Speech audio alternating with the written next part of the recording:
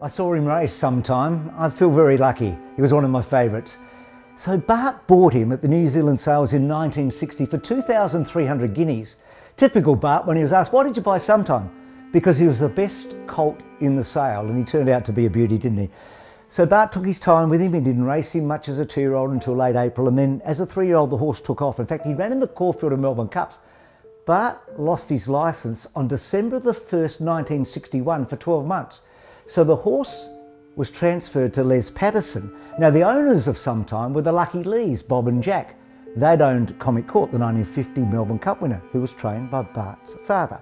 So Les Patterson gets the horse at Morphettville. Les had been a foreman to his father, and as we all know, turned out to be a great trainer. And then for much of the early part of Sometime's career, he looked an unlucky horse.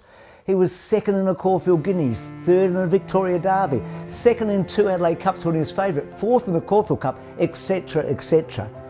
And I think people thought, well, he won't quite get to that level. But in 1963 he did, in that spring as a 5-year-old. Think about this for a minute. From August the 10th, 1963, until November the 5th in that same spring, he had 11 starts Sometime. He was a big eater, and Les had to work him hard and race him hard. His first run was at Victoria Park in that spring, over 5 furlongs, and he ran third. But the big things were, he won the Fian at Moonee Valley from barrier 15 at the mile, and Billy Pyers had him on the fence within 2 furlongs. He won the Turnbull, it was over 12 furlongs in those days, at Flemington with 9 stone 12. And then he won the Caulfield Stakes on the Wednesday before the Caulfield Cup. And in the Caulfield Cup, he started 5-2 favourite. He had 8 stone 11, a big horse's weight. He drew an inside barrier, Billy rode him beautifully. He was on the fence, and horses around him were like Gaddam, who went on to win the Melbourne Cup, and Grand Print. And on the home turn, Summer Regent led into the home straight. He went on to win the Cox Plate that year. And Billy took a rails run. He blew the whistle. Sometime went through, and he dashed away, and he won by 4 lengths.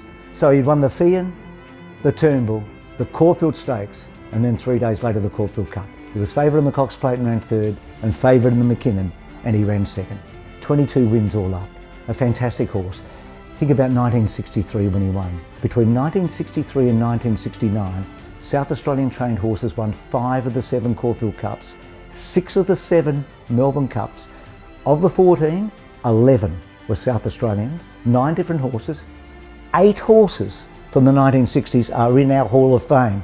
And for 2 of the years in the 1960s, South Australian horses won the Caulfield Cup, the Cox Plate and the Melbourne Cup. Sometime was part of the golden era.